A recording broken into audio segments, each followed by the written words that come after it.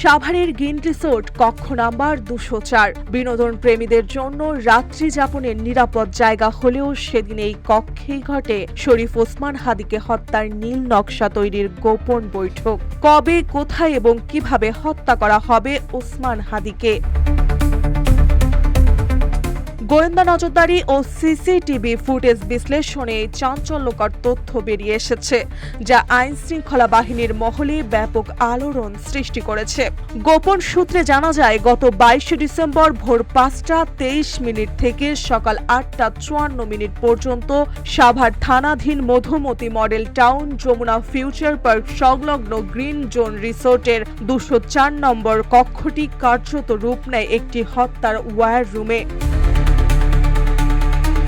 তদন্তে উঠে এসেছে, ওই দিন রাত 3টা নাগাদ মিরপুরের বাসিন্দা আলমগীর হোসেন কৌশলের রিসোর্টের নৈশকালীন কর্মচারী সিয়াম হোসেনকে ফোন করে কক্ষটি বুকিং দেন। কিউব হোল্ডিংসের গল্পে সেই রেখাটি আঁকা হয়েছিল আজ থেকে 1 যুগ আগে। নকশাই আমাদের ভাষা। Cube holdings limited.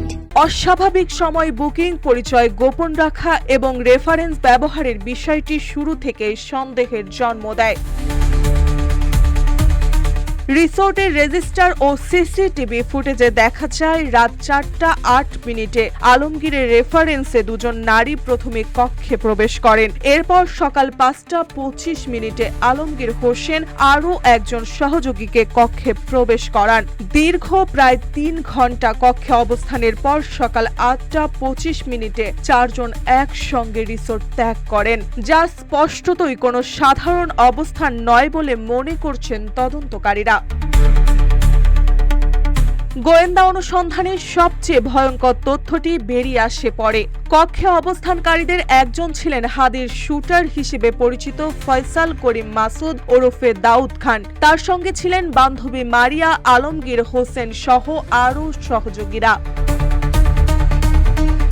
তদন্ত সংস্থার দাবি, ওই বৈঠকেই শরীফ ওসমান হাদিকে হত্যার পরিকল্পনার রূপরেখা চূড়ান্ত করা হয়।